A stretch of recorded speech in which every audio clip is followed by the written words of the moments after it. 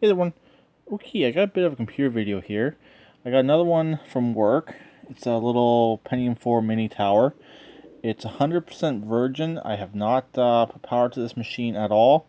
I don't know if this machine works. I remember when it was last in use, but it's been quite some time. It is complete. It has a hard drive. It has all its RAM. Everything else is all in there. It's a serial ATA based machine. I can't really show where my hand is because there's some proprietary information there, and the same on top. Basically, my work went through new management, and this machine would have stuff on it from the old management. So the boss said, "Oh, take it. Don't worry about the hard drive. That's nothing that's on it will be containing to what we're doing now at work, anyways." So I'm going to flick the switch on the back of the tower, and we'll see what happens. It should boot up, but it's been banged around a little bit at work, and I did clean it out before I brought it home, but I have not powered it up at all. So let's click the power switch on. We got a little bit of a flash on the tower, and it's on. There we go. I have no idea what's on this machine. I imagine it's Windows XP, but if anything pops up proprietary, I gotta quickly pause the camera.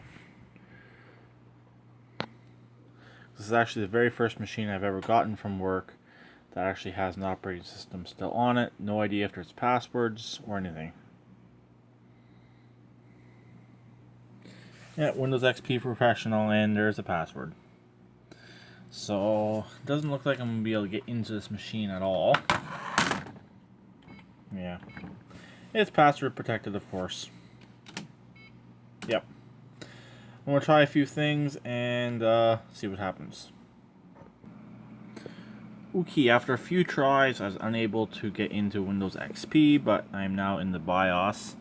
And if you want, you can pause the camera and read the system specs. It's nothing special. Like I said, it's a free computer, most likely good for parts. It's got a serial ATA hard drive, ID, CD-ROM, it's got a floppy, but who really cares?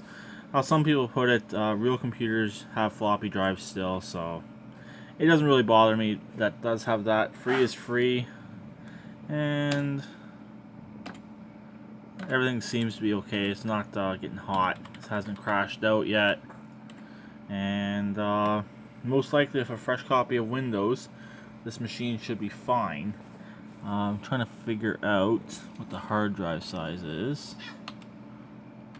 Processor speed 3.2 gigahertz. The RAM,